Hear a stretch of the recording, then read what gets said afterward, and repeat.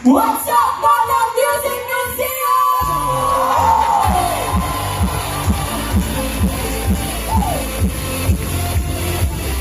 First up, mga bulan, magandang gabi po sa ating lahat. We are so happy na andito po kayong lahat na ngayong gabi. Kasama po kami na mag-celebrate po ng aming first anniversary as JBL. Are you guys happy?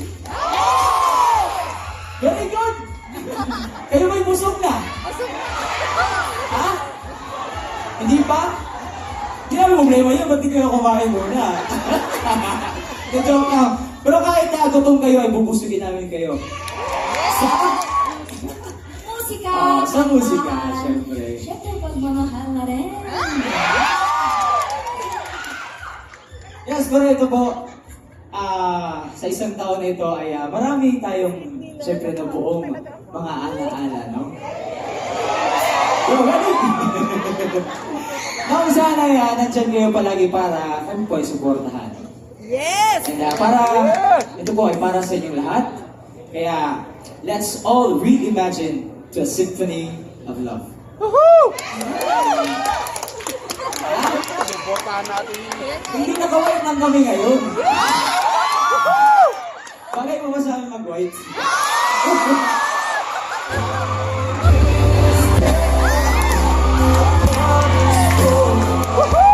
Gustong gusto talaga. Galing. Pero ito po, marami po kami inihandang sorpresa po para sa inyong lahat. Kaya naman, puso pa tong term na to eh, alam ko po eh. Maki-third wheel na muna kayo dyan po.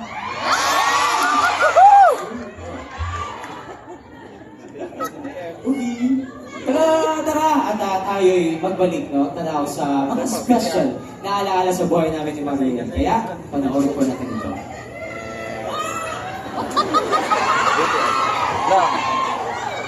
All right.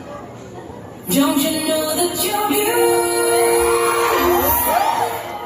Just the way you are, just the way you care. Sa totoong buhay ko, hindi ko na po maalala kung kailan ko siya unang nakita. Pero around 2018, hindi ko po anong exact date. Pero parang sa mga prod na nasa Facebook. Ako po, sa naalala ko,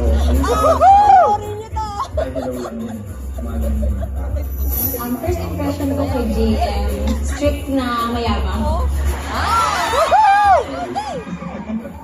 Aminado naman siya. Sa part na medyo strict kasi tahimik lang din siya. Parang dun lang sa circle niya siya super comfortable, nakakapag-express ng sarili. So, yun. First impression lang naman din.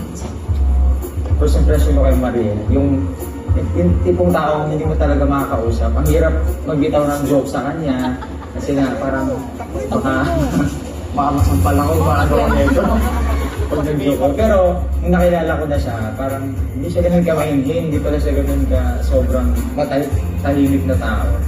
Pag once kilala mo na siya or comfortable na siya sa'yo, bro, tatatata. Nang konti, oo. May transition po eh, kasi parang mas nagkaroon kami ng chance na makapag-usap online dahil sa streaming. So doon kami na dyan nagkulitan na nag-start pero parang surface level pa rin. Nagkaroon kami ng chance na mas makilala yung isa't isa nung sa duets na Yeti Duets.